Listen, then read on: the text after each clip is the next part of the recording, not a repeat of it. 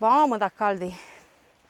Dacă tu spui că e cald, îți dai seama eu. Da, eu spun că îmi este cald. Dai seama cum mă simt eu. Îmi închipui. Dar când mai avem până la lacul Peleaga, mă? Că nu mai înțeleg nimic. Să fie mai încolo?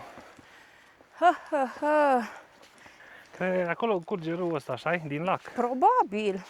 Da. Păi și noi cum urcăm acolo jos? Uite așa, zbang. Ascultă un facem- gecko de România. Facem, ce? Gecko de România. Gecko, mă, ăsta e la... L-auzi? Așa face. Exact. De cine avem gecko? Avem. Cum le zice la ai noștri? Ca o denumire. Ăia portocalii.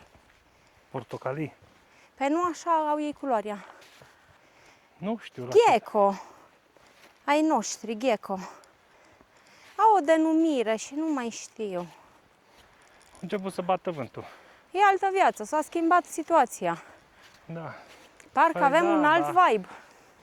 Păi da, dar drona, ce facem cu ea? Dacă bate vântul. O ținem în ghiozdan. Deja drumul e din ce în ce tot mai greu. Se tot mai întețește panta, șnepeni, un fluturaș, îmi taie calea. Ia un pic de mers pe traseul ăsta. Văd că încep să apară și bolovanii. E greu. Imaginați-vă că sunt oameni care fac alpinism, se urcă pe perete în sus. Ce condiție fizică trebuie să aibă. Sau ce condiție fizică au. Doamne, cât de frumos. Uitați să se vede rău de aici. Mă vedeți? Acolo. Uite, avem doi uli care pot să atace drona. Nu, atacă. Hei, până își dau ei seama că ce îi prea târziu, că se bagă în ea cu ghearele. Și de sus o ating, că o doboară. Dar cerul este senin. Uite, acum apare un nor acolo. Da, În rest, mi-a spus ceasul că am 30 de minute de mers în continuu, fără oprire. Bravo, nouă. Cum e? pauză de respiro. E grele, așa-i? Da, Da. este. Hai de mine, dragilor. Deci vârful ăsta, Peleaga, are 2509 metri. Este cel mai înalt din masivul retezat. Cel mai înalt vârf. Abia aștept să ajung în vârful lui. Să mă bucur. Sper să nu bată vântul tare, pentru că vrem să tragem niște cadre frumoase cu drona. Să avem și noi amintire de acolo. Aceasta e cărarea care merge spre vârful Peleaga. Iertați-mi respirația, dar e totuși greu să urci în continuu. E ceva. Și în Victorie! totală. Am ajuns. Da, uite. Nu unde trebuia să ajungem, Dar am ajuns. dar am ajuns. Am ajuns. Am ajuns. Vreau să vă arăt minunea de pe lume, care e foarte, foarte frumoasă. Acolo la plancardă. Da. Tăul Ghimpele. Am ajuns la tău ghimpele. Păi și Peleaga, une Dumnezeului că m-am săturat, de 2 ori am fost înșelat astăzi. Deci, dragilor, suntem la 2121 de metri altitudine, 2122 chiar. 2122, chiar nu mai văd bine, sunt obosit. Și ăsta este tăul ghimpele. Așa arată.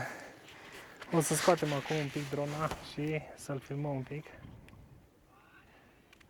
Să-l vedeți și voi. Și uite, pe acolo pe sus văd oameni. Acum văd. Uite cum se urcă pe...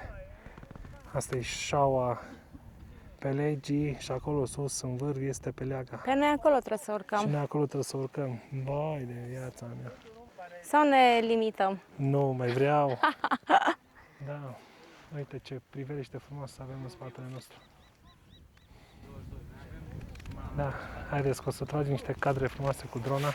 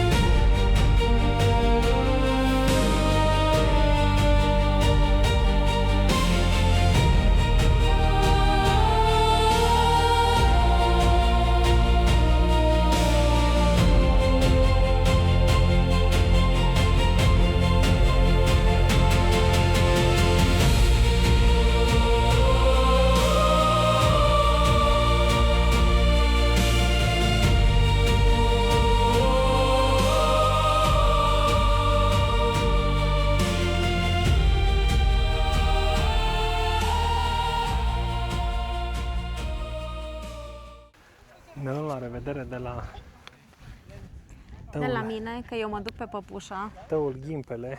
El nu băgați înseamnă care glume în Mă program. duc cu băieții și cu fetele, cu trupa E o trupă aici în spate. El care ce urcă merge pe păpușa. Și am zis că mă duc și eu cu ei, că pe Custura am fost. Și m-aș duce pe păpușa, că acolo nu am fost. Da, dar aici nu-i numai cum vrei tu. Da, e cum vrei tu numai.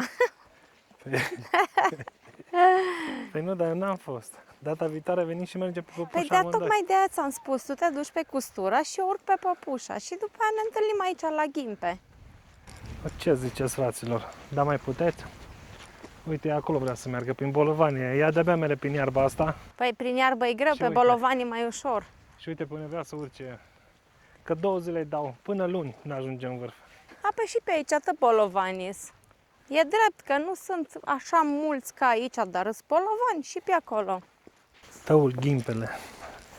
Este situat la 2122 al verde. E un verde. Dar nu e un verde turcoaz, e un verde. Am văzut 2 oameni care făceau baie aici. Te poți să te și răcești. Am văzut pe aplicație undeva pe aici este un izvor de apă, dar nu știu pe unde. Trebuie să ne uităm iarăși pe aplicație. Astăzi toată ziua a fost cald. Apoi Și chiar să știi că a suntem fost azi o zi. la 2130, că am aruncat un pic de metri și cred că sunt 22-23 de grade. Bună ziua! Nu vă suprați, oare este izvor de apă pe aici prin zonă? Da. Mulțumesc! Mulțumesc! Este ora 2, dragilor, și încă mai avem de mers. Când văd cât De aici, de aici, uite, pe acolo, pe coama aceea, sunt oameni. Nu știu dacă se vede pe ea. Dar pe aplicația nu ne arată dacă găsim izvoare. Un Pe kilometru. traseu. Așa mi-arată un izvor pe traseu. S-ar putea să fie râu. Dar noi Noi bem nu apă. mergem bine pe aici. Ba da. Păi și atunci de ce ne recalculează traseul? Păi uite, se putea și pe acolo, pe sus, pe partea de sus. Uite, alți oameni au fost mai bravi. Vezi, coboară deja. În spatele meu aveți tăul Ghimpele. Foarte frumos, dar e superb. Uite aici. Aici se aude un râuleț care alimentează lacul. De pe dedesubt, nu știu dacă se poate bea apă. Vă salut, băieții! Ce harni sunteți, că și coborâți. Noi de-abia urcăm. Dar te rog sticla să văd dacă e bună apă de băut. Dă-te un pic mai așa că trebuie să treacă. Am pe cineva în spate? Da, Da? da. Ups, că nu știu cum. Mersi. Cu plăcere. Da, du-te un pic mai încolo. Și dăm să văd dacă pot să iau apă de aici. Poți. Și dacă e bună de băut. O beau pe asta din sticlă. Beau. Da. Aoleu. Care destinație? Opa, scuze. Unde doriți să ajungeți? Pe Păpușa sau pe Peleaga? Pe Peleaga. Uite acolo unde Nu Așa am știu. vrea. Să mergem încolo. Drum bun. Mulțumim la fel. O se vede de aici. Da. Salute pe prietenii noștri, Dana. Salutări. De la 2000 și cât de metri? 2000 și, să zic, 100. Păi 2122 era acolo. Da? Jos la lac. Nu 2000. Nu. Nu 2022. 2122. 2122 era acolo. Eu așa țin minte. Nu mai știu. Păi eu nu mai țin minte nimic, mă. Nici eu. Daily sugar. Da. Praf. Stai că ne-a făcut. Știu că se numește tău Ghimpele, ne-a făcut poză, mă. Numai puțin. E 2122. Da? Am ținut bine minte, da. Bun, atunci suntem de la 2200. Da. Altitudine. Inima din piept. Motorul. Motorirul nu mai merge. Ferească Dumnezeu, merge, da. Rău. Bătrâneață. Rău merge.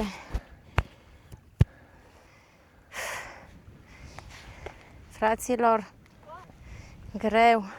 Da. Uite, alți oameni coboară. Noi de-abia acum urcăm. Bună ziua, bună ziua.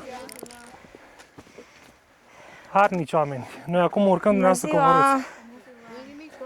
ziua. Mulțumim la fel. Da. Unde ați fost, pe Peleaga? Nu, pe Păpușa. Unde vreți? Doar în Pe Peleaga. Și coborâți pe Bucura? Cred că da. Nu știu, vedem când ajungem acolo. Mulțumim, asemenea. Bună ziua. Bună ziua. Trebuia să pună și eu o gondolă, urcam sus și gata. E foarte multă lume până... Adică pe acest munte, pe acest vârf. Cred că sunt 50 de oameni. Bună ziua. Doamne, cât de frumos. Greu e. Foarte greu, dragilor. Da. Acolo în acel zon trebuie să ajungem noi. Uite tăul Ghimpele. Ce frumos e. O altă minune de lui Dumnezeu. Că altfel n-am cum să numesc. Da.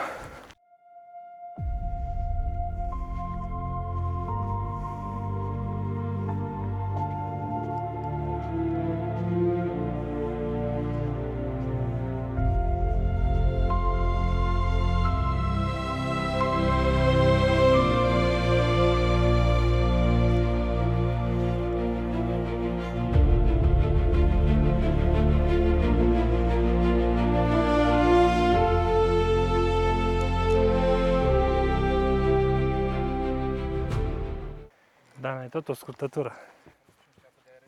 Oricum acolo trebuie să ajungem. Gata, vă întoarceți? Gata. Păi, Prea mult. e mult. Prea. E. Ați cu gândul la apa aia. Aici la... Acești tineri au abandonat. E greu. Destul de greu, să știți.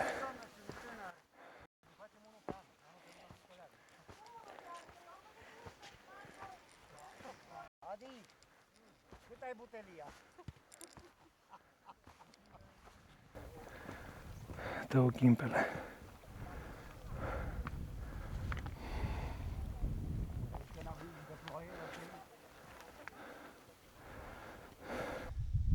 Pe vârful acela, pe Păpușa, e plin de oameni.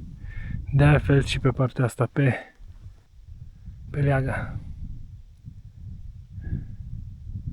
În spatele pereții se ascund niște stânci foarte, foarte mari. Nu știu dacă au fost cucerite vreodată. Are ea ceva.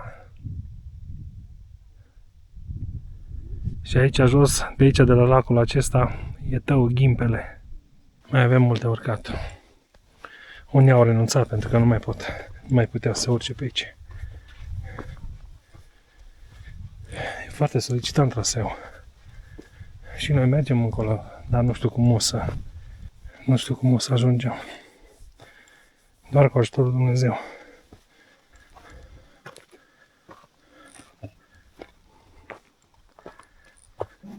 Și acum punctul culminant e chiar wow. Ce zici de această priveliște?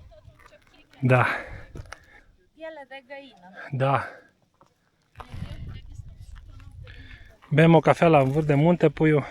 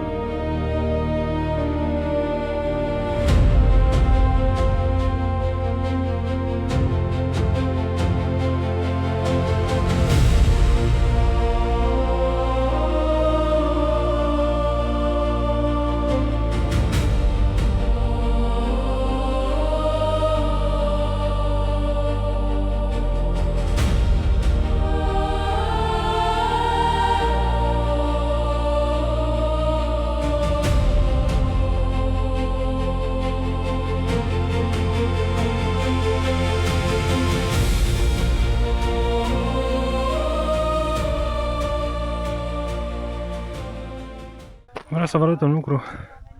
Acolo este râu de Mori. Acolo în depărtare este Hațegu. Barajele. Acolo ar trebui să fie Totești. Nu le prea cunosc eu. Știu din teren ce localități sunt pe acolo. De aia este zona. Și noi am venit oarecum, am încercuit și am venit aici în spatele muntele, am urcat pe acolo, pe la lacul acela, pe aici. Și acum e partea cea mai grea. Uitați unde trebuie să urcăm. Și cât e de abrupt. E dificil. Dar cu ajutorul Dumnezeu mergem înainte. Wow!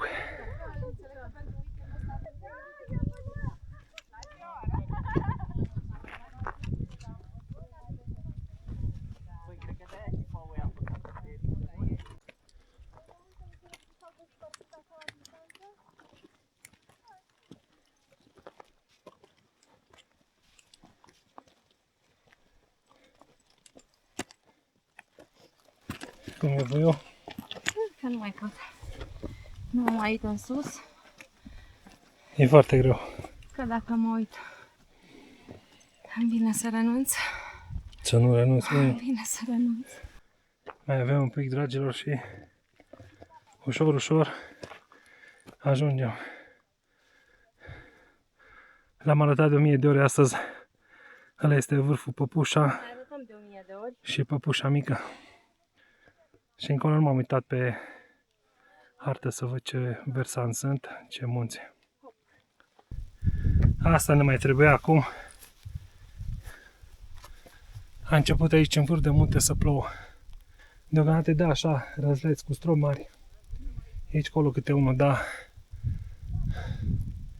Îmi este teamă, vă spun sincer. Știu ce înseamnă ploile la munte.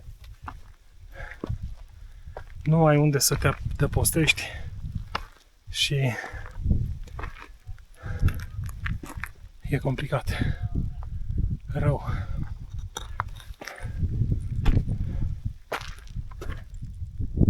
Da, plouă. Uite ce încolo. S-a întunecat dintr-o dată.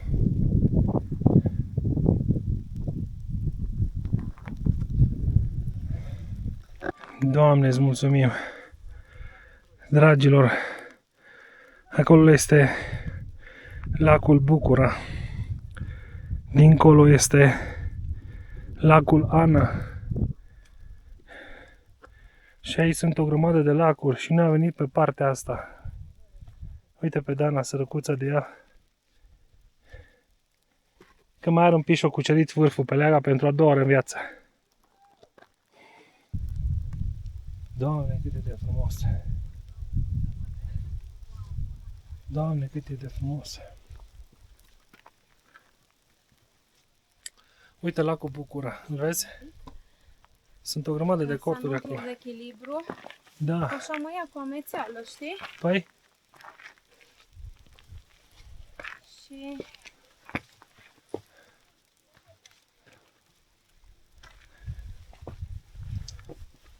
mai este un pic, așa-i? Da. Un pic. Mai este un piculuț. Și de bolovani ăștia mi-aduc aminte. Da. Da, sunt niște bolovani foarte mari pe unde mergem noi. Da, Doamne, ajută-ne, Doamne. Să nu ne plouă. Wow! Wow! Uite steagul. Da, Am văzut.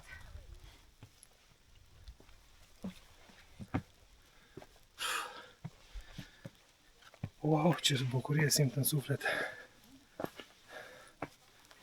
Da, ce bucurie mare, păi ai avut dreptate. Uitați, dragilor, de unde a venit. De acolo. De acolo am urcat. Pe perete în sus. Ai, ai.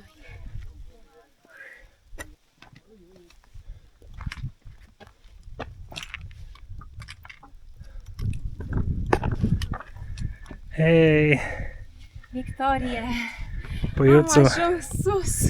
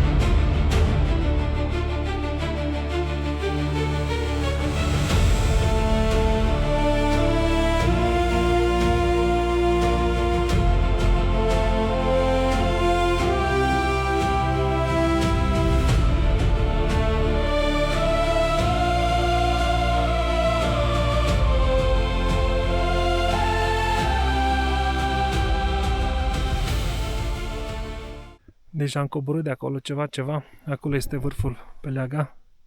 Vedeți unde este steagul acela? Și mergem. Nu putem decât să-i mulțumim lui Dumnezeu că nu ne-a dat ploaie.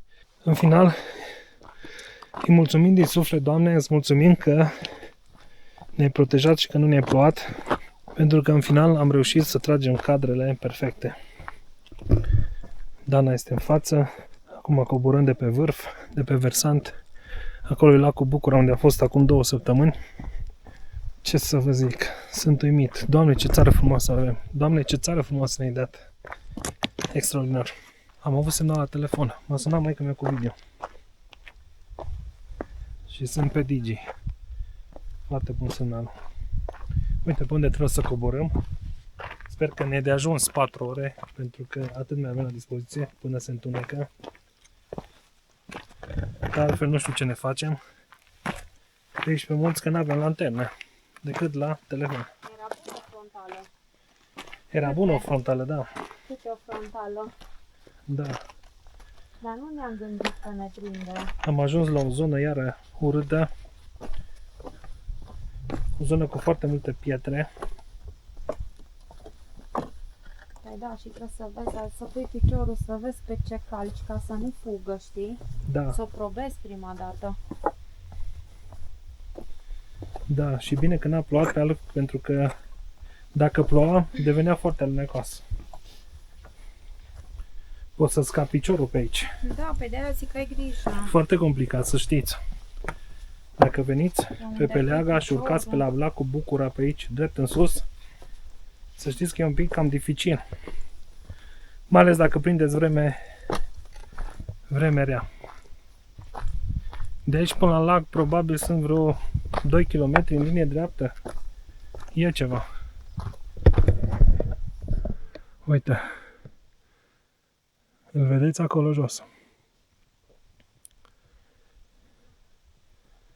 Când am fost copil acolo pe acel vârf conic, pe vârful retezat, l-am urcat cu un prieten de-al meu până sus.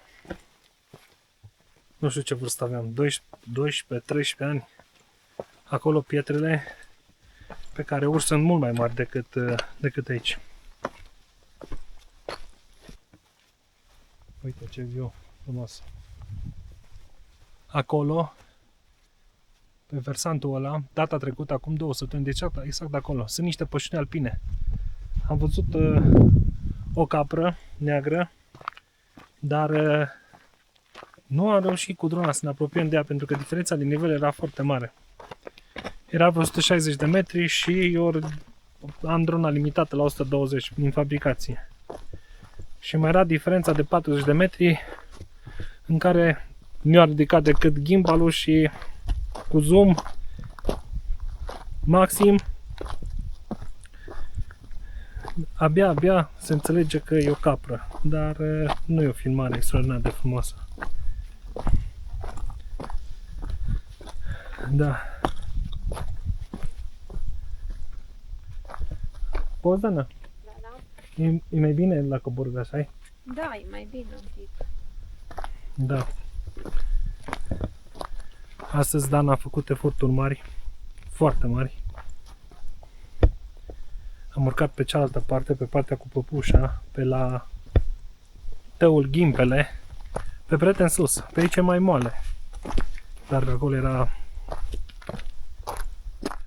Și ăsta văd că e un traseu cu cruce galbenă. E un traseu mai dificil. Nu e așa ușor. Și bineînțeles că îl cunoaștem la un moment dat. Când ajungem la lac, îl cunoaștem. Că o să mergem exact pe drumul pe care am mers și data trecută. De acolo, când ajungem la lac, știm că mai avem exact 2 ore. Da. Ce frumos ne-a protejat Dumnezeu, mă pui eu. Da, mai. Păi e cu noi tot timpul. Că nu știu. Da, Doamne, îți mulțumim, Doamne. Că fără Tine nimic nu e posibil.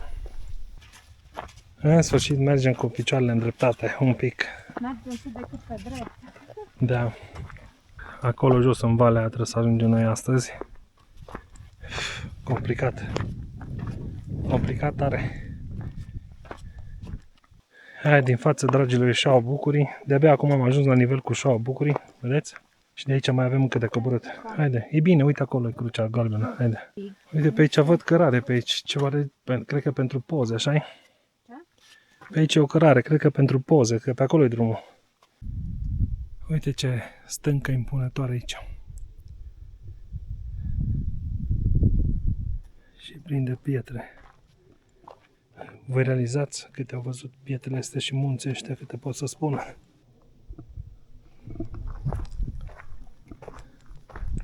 Complicat. Aici nu știu cum se numește lacul ăsta. Sau tău, sau... E un tău. E un tău, da. Doamne, cât de frumos ai făcut lumea asta. Am văzut un tip din Olanda. Era pe leagă și îmi spunea ce țară frumoasă avem. Voi vă dați seama? Voi realizați? Da, și au fost în Apuseni, au venit în Retezat. Da. Și nu știu dacă ți-a zis dacă mai merge și în alte zone montane. Uite cum arată. Ăla este vârful pe leagă, cel mai înalt din masivul Retezat. Acum trebuie să urcăm pe aici, iar urcăm, iar coborâm, iar urcăm, iar coborâm. Numai pietre, peste pietre, peste pietre. Pietre și bolovani. Și bolovani. Bolovani să visez. Da. E frumos să faci mișcare din asta. Da. Îmi place. Da. Haiku. La ora asta vă arătăm doar peisaje și atât. Pentru că e foarte mult. Doamne, cât am mers astăzi. Și ne-am scăpat de bolovan, dragilor. Uite pe ce bolovan trebuie să mergem acum la final. Să scăpăm de ei. Nu știu. Uite și tu câte-s de mari. Cine i-a Păi ăștia sunt de sute de mii de ani. Păi și Pe aici. ce în calea noastră? Păi au fost versanți care de-a lungul timpului I-au retezat. nu i-au retezat. Frigul i-au răpus, s-a băgat apa, i-au măcinat, ori avut loc avalanșă, uite, s-au oprit aici. Și tot așa.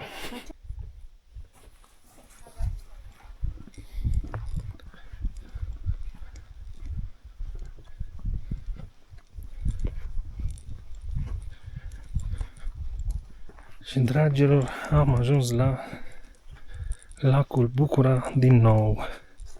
El se vede aici. Frunzare.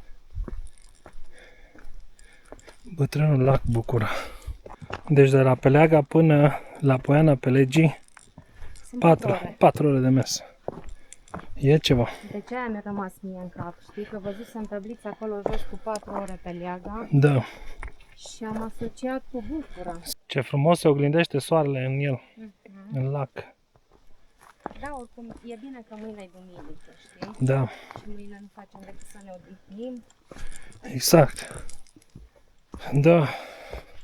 8,9 hectare. Acesta este. Cel mai mare lac glaciar Din România. din România. Pregătiți-vă de un viu extraordinar, de un viu.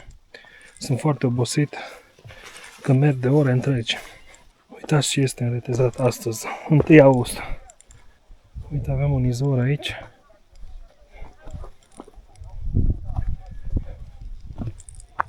Da, Și dacă ajungem să mâncăm jos la măsuță, știi? da.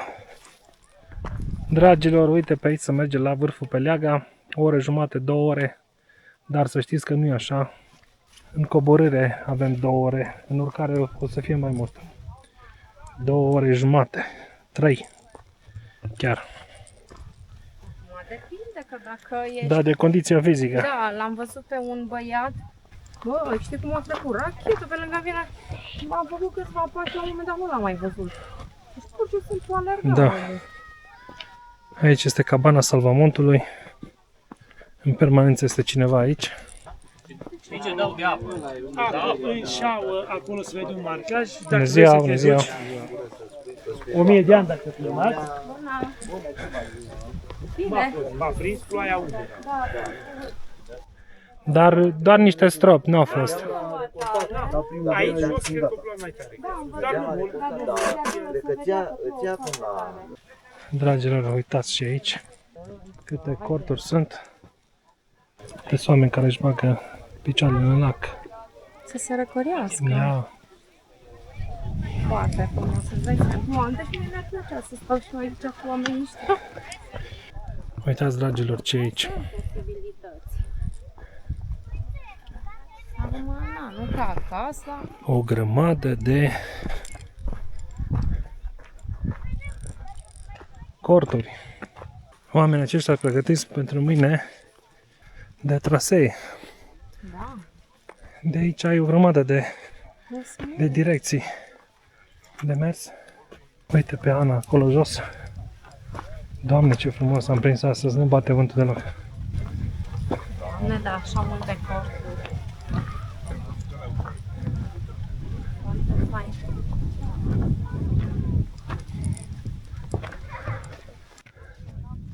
Mai când după un traseu de asta, ce? Să te mai... Poiana pe lege, o oră jumate. Hai să vedem. În jur de ora 9 ar trebui să fim acolo. 2 ore. Mai facem 2 ore, că așa am făcut și tura trecută de aici, 2 ore. Uite acolo pe pășunile alpine, acolo am văzut capra neagră. La un moment dat o să fim paralel cu pășunia. Dar nu mai avem dronă. Nu mai avem baterie, nu că nu mai avem dronă. Ne-am oprit un pic pentru că nu mai puteam. Ne tremură picioarele. Și mai avem, cred că vreo oră jumate până la mașină, până în Poiana. Mai avem, uitați să vă arăt. Acolo în valea, exact unui valea mai adâncă, acolo trebuie să ajungem noi. Acolo e mașinuța. Mai avem mult. Ne-am avântat foarte mult. Am plecat prin Poiana Pelegii și am mers pe Latău Ghimpelui, apoi am făcut stânga pe Șa Pelegii și am urcat sus pe vârf. Și nu mai putem.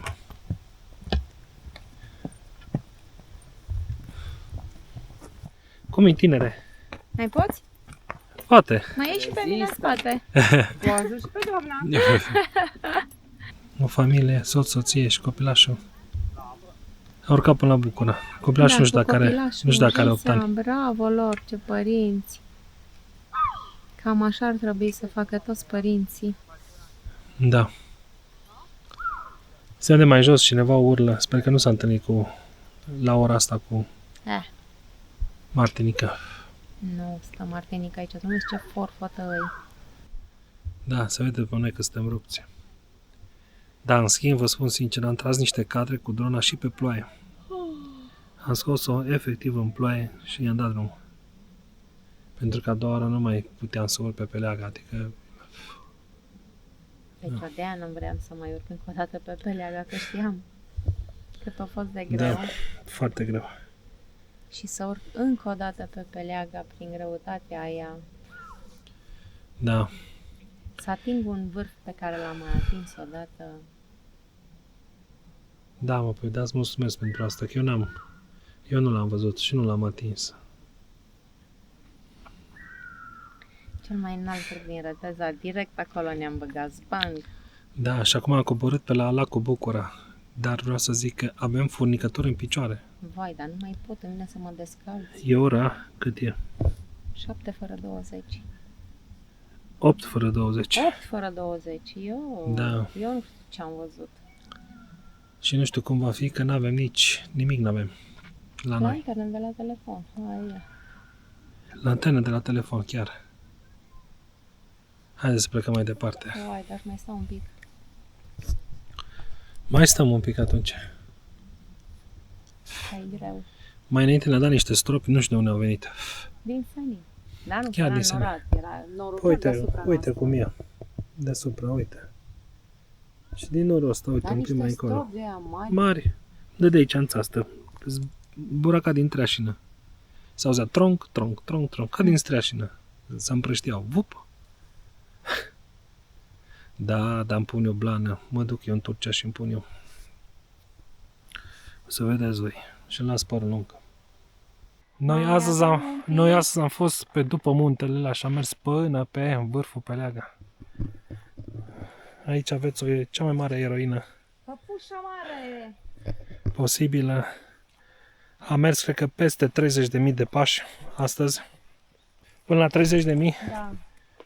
Enorm. Vreo 2000 de pași. Ne dor picioarele de nu mai putem.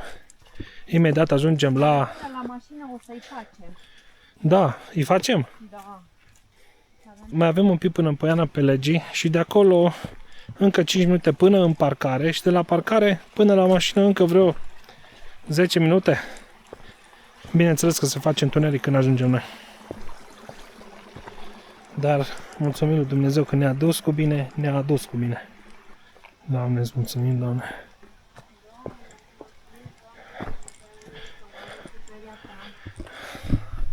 Suntem de multe ori inconștienți noi. Dar mulțumim lui Dumnezeu că tot timpul ne salvează. Noi nu eram antrenați de traseul ăsta, vă spun sincer, de-abia merg teleghidat, ce mai? E complicat. Asta a fost eu aptă de traseul ăsta. Mai avem bolovani, eu am crezut că am scăpat de ei. Dacă acum am urcat eu pe Peleaga la 4 luni după chestii, când mă fac bine, urc pe Kilimanjaro. Da. Așa facem. Păi nu? Păi da. Pe Lichi. Pe Kilimanjaro, mă. Op. Pe Peleaga. Da.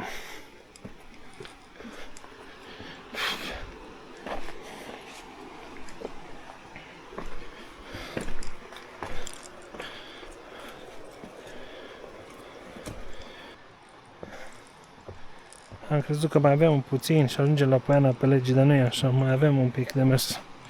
Jos e rău, se aude, dar noi încă mai avem pe aici, prin pădurea asta de mers și mi greu. Mă doare piciorul în spate, tendonul de la piciorul drept, din spate, dreapta. Nu știu dacă în stânga, la piciorul drept există tendon. Da, el cel. Cum?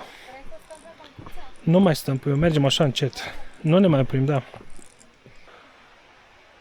Efectiv, îmi tremură picioarele cât am coborât și cât am urcat astăzi.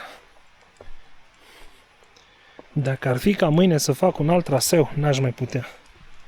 Nu aș mai putea. 30.000 de pași la zi.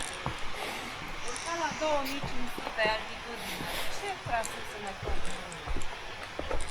Am zis că dacă ar fi să mai facem încă un traseu mâine, n-am mai putea. Nu se pune problema de încă un traseu. Că n-am mai putea.